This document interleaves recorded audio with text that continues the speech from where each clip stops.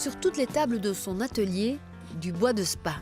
Micheline Crouquet donne une seconde vie à ses boîtes et objets en bois depuis maintenant plus de 20 ans. Elle est une des dernières restauratrices de cet artisanat d'art typiquement spadois. J'ai toujours été attirée par le bois de Spa. Est-ce que parce que j'ai vécu à Spa, j'ai toujours bien aimé. Il y avait des boîtes de Spa à la maison et j'ai essayé de les restaurer. Je crois que je ne supportais pas de voir les objets cassés parce que j'avais un grand-père qui dit qu'en fait ne supportait pas de voir les objets cassés, donc les restaurait. Est-ce que j'ai voulu essayer de faire la même chose? C'est possible. Et j'ai essayé de fabriquer des bois de Spa moi aussi.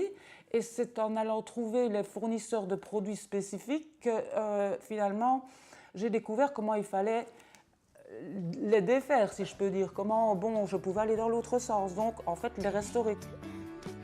La majorité de ces boîtes sont réalisées en érable, une essence répandue à Spa.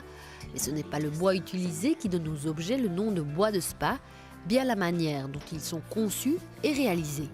Les proportions ou les pigeons pour retenir le bois sont spécifiques, comme le vernis imaginé par Dagli au XVIIIe siècle pour imiter la laque chinoise.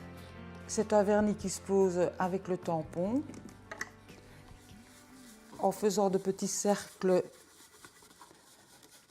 très rapidement, parce que le vernis sèche excessivement rapidement. Donc je vais effectuer plusieurs passages, jusqu'à une vingtaine, voire une trentaine de passages. On ne dit pas des couches, tellement c'est fin, donc ce sont des passages. Et après cela, je polirai. Le processus, avec les temps de séchage, prend 8 jours. Pas de quoi effrayer cette passionnée. Je trouve ça très très beau parce que ce sont vraiment des tableaux, ça me fascine.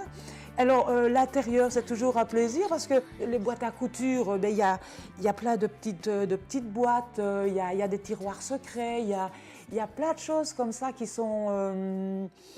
qui m'épatent et puis je trouve que c'est tellement bien fait. Maintenant il y a aussi la satisfaction de voir que lors d'un objet que l'on m'amène qui est où on ne sait plus lire finalement, où on ne sait plus lire l'écriture parce que le vernis est trop noir. J'ai eu des boîtes mais noires. Et tout d'un coup, voilà qu'elles renaissent. Et j'ai l'impression de m'approcher de l'âme de l'artiste qu'il a fait au XVIIIe. Et ça, je trouve que c'est un moment de privilège extraordinaire que j'ai, parce que là, je me dis, je suis vraiment près de l'artiste, vraiment près de son âme. Là. Et alors, j'ai un très, très grand respect pour justement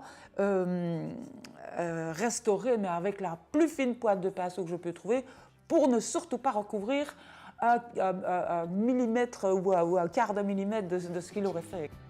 À chaque période correspond ses sujets. Les bois de Spa suivaient la mode.